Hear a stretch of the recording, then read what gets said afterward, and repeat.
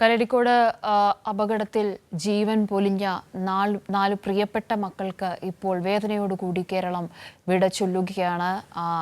അവരുടെ ജന്മനാടാണ് ഈ പറയുന്ന ഗ്രാമപ്രദേശം. അവിടെ അടുത്തടുത്ത വീടുകളിൽ എത്രയോ വർഷങ്ങളായി താമസിക്കുന്ന കുടുംബമാണ്, അവിടുത്തെ മക്കളാണ്. എന്നും രാവും പകലുമില്ലാതെ ഒന്നിച്ച് കളിച്ചിരികളൊക്കെയും പങ്കിട്ട കുട്ടികളാണ്. അവർ 4 പേരും ഒരുമിച്ച് മടങ്ങുന്നു എന്നുള്ള ദുഃഖസത്യം അത് മനസ്സിലാക്കാൻ ഉൾക്കൊള്ളാൻ കഴിയാത്ത വിധത്തിൽ കണ്ണീരണിഞ്ഞ ഗ്രാമപ്രദേശം മുഴുവൻ ഇപ്പോൾ നിൽക്കുകയാണ്. എന്ത് പറയണമെന്നറിയാത്തൊരു സന്ദർഭത്തിലൂടെ ഒരു നാട് മുഴുവൻ കടന്നു പോകുന്നു. അല്പസമയം കൂടി മാത്രമേ ബാക്കിയുള്ളൂ ഇവരൊക്കെയും ആ വീടുകളിൽ ഇവരുടെ ആ മുറ്റത്ത് തുടരുന്നതിന്. മിനിറ്റുകൾക്കകം കരിമ്പനയ്ക്കൽ ഹാളിൽ പൊതുദർശനത്തിനായി ഈ 4 കുഞ്ഞുങ്ങളുടെയും മൃതദേഹങ്ങൾ കൊണ്ടുപോകും. അവസാന ഘട്ടത്തിൽ ഇപ്പോൾ മതപരമായ പ്രാർത്ഥനകൾ, ചടങ്ങുകളൊക്കെയും അവിടെ നടക്കുകയാണ്. നേരത്തെ സച്ചിൻ പറഞ്ഞ ആ ഒരു വാക്ക് മാത്രമാണ് പറയാനുള്ളത്. അവർക്ക് ആ കുഞ്ഞുങ്ങൾക്കിപ്പോൾ നൽകാൻ ആ കൂടി നിൽക്കുന്ന എല്ലാവർക്കും അവരുടെ പ്രാർത്ഥന മാത്രമേ ഉള്ളൂ എന്നതാണ് ആ നാട്ടുകാരൊക്കെയും പങ്കുവെക്കുന്ന വികാരം. മറ്റെന്ത് ഞങ്ങൾ പറയും, മറ്റെന്ത് ഞങ്ങൾ ചെയ്യുമെന്ന ചോദ്യം വരുന്ന ഓരോരുത്തരോടും അവർ ഉന്നയിക്കുന്നുണ്ട്. അത്രത്തോളം ഉൾക്കൊള്ളാൻ കഴിയുന്നില്ല. ഇവർക്ക് യാത്ര പറയാൻ പോവുകയാണ് എന്നുള്ളത് ഉൾക്കൊള്ളാൻ കഴിയാത്ത വിധം വിങ്ങിപ്പൊട്ടുന്ന ഒരു നാടിൻ്റെ സങ്കടത്തിൻ്റെ കാഴ്ചകളാണ് നമ്മൾ ഇപ്പോൾ കാണുന്നത്. 8 മണിവരെയായിരിക്കും വീടുകളിൽ ഇവർ ഓരോരുത്തരും ഉണ്ടാവുക. അതിനുശേഷം കരിമ്പനയ്ക്കൽ ഹാളിൽ പൊതുദർശനത്തിനായി ഒന്നിച്ചു തന്നെ ഇവരുടെ മൃതദേഹങ്ങൾ കൊണ്ടുപോകും.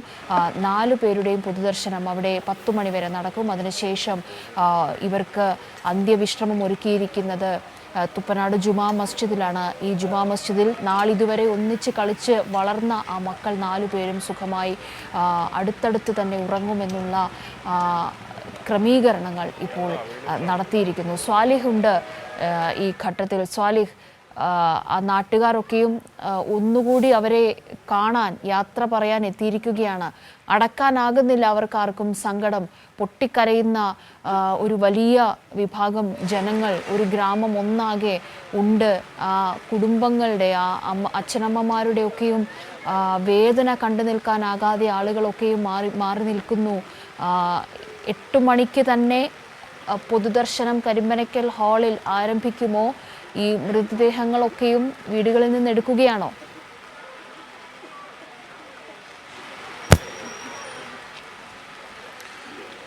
കാവ്യ, അല്പസമയത്തിന് ശേഷം മൃതദേഹങ്ങൾ ഇവിടെ നിന്ന് കരിമ്പനക്കൽ ഓഡിറ്റോറിയത്തിലേക്ക് കൊണ്ടുപോകും. അവിടെ 1 മണിക്കൂറാണ് പൊതുദർശനം ക്രമീകരിച്ചിട്ടുള്ളത്. അവിടെ നിന്ന് തുപ്പനാട് ജുമാ മസ്ജിദ് ഖബർസ്ഥാനിലാണ് 4 പേർക്കുമുള്ള ഖബറിടം ഒരുക്കിയിട്ടുള്ളത്. അവിടേക്ക് കൊണ്ടുപോകും.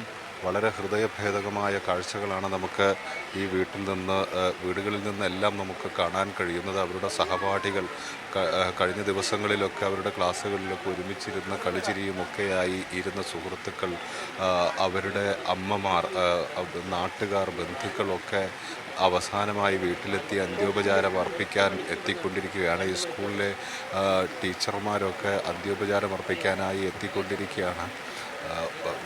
അവർ വിങ്ങിപ്പൊട്ടുന്ന കാഴ്ചകളാണ് നമുക്കിവിടെ നിന്ന് കാണാൻ കഴിയുന്നത്.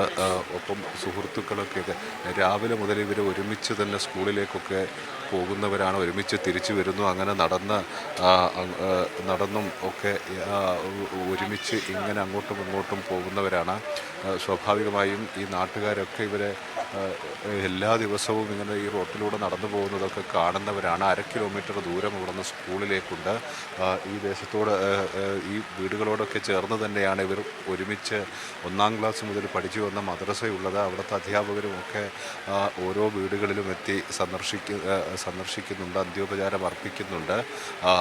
ഒപ്പം പൊതുപ്രവർത്തകരൊക്കെ ഇവിടെ എത്തിയിട്ടുണ്ട്. റിദ ഫാത്തിമയുടെ വീട്, ഞാനീ നിൽക്കുന്ന ഈ ഭൗതിക ശരീരം വെച്ചിരിക്കുന്നതിൻ്റെ തൊട്ടടുത്തുള്ള ഒരു വാടക ക്വാർട്ടേഴ്സാണ്. അവിടെ വലിയ അസൗകര്യമുണ്ട്. അതുകൊണ്ടാണ് തൊട്ടടുത്തുള്ള ഒരു പൊതുപ്രവർത്തകൻ്റെ വീട്ടിലേക്ക് പൊതുദർശനം മാറ്റി ക്രമീകരിച്ചത്. മറ്റ് 3 പേരും അവരവരുടെ വീടുകളിൽ തന്നെയാണ് പൊതുദർശനത്തിനുള്ള ക്രമീകരണങ്ങൾ ഒരുക്കിയിട്ടുണ്ടായിരുന്നത്. ഇനി ഇവിടെ നിന്ന് കരിമ്പനക്കൽ ഓഡിറ്റോറിയത്തിലേക്ക് കൊണ്ടുപോകും. ഉച്ചയ്ക്ക് മുൻപേ, ഏതാണ്ട് 12 മണിക്ക് മുൻപ് തന്നെ ഈ ഖബറടക്കം പൂർത്തീകരിക്കേണ്ടതുണ്ട്. നമസ്കാര സമയത്തിന് മുൻപായി ഖബറടക്കം പൂർത്തീകരിക്കേണ്ടതുണ്ട്. അതുകൊണ്ട് 8 മണിയോടെ ഓഡിറ്റോറിയത്തിലേക്ക് മാറ്റുമെന്നാണ് നമുക്ക് മനസ്സിലാക്കാൻ കഴിയുന്നത്.